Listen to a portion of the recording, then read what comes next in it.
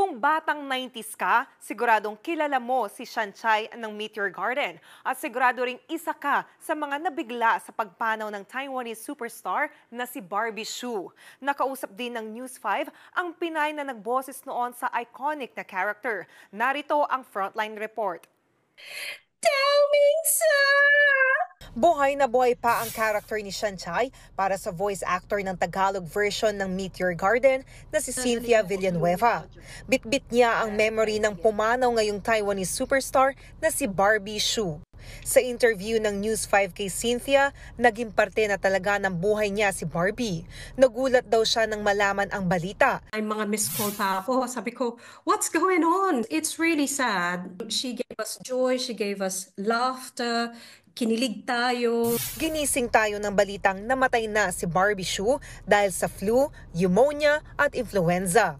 Kinumpirma yan ng kanyang kapatid na si Di Hsu. Nasawi raw si Barbie sa gitna ng kanilang family vacation sa Japan para sa Lunar New Year. Agad siyang nagtrending sa social media. Labis ang pagkalungkot ng fans, lalo na yung mga batang 90s na nag-aabang noong 2001 sa hit drama series na Meteor Garden. Maging ang co-star dyan ni Barbie, nagpahayag ng pakikiramay. Si Ken Cho, na gumanap bilang si Shimen sa F4, nagpost ng complete cast ng Taiwanese drama. Ang singer-actress naman na si Rainy Yang, sinabing mamimiss niya forever si Hsu. Si Rainy ang gumanap sa papel ni Xiao Yu na best friend ni Shanchay sa Meteor Garden.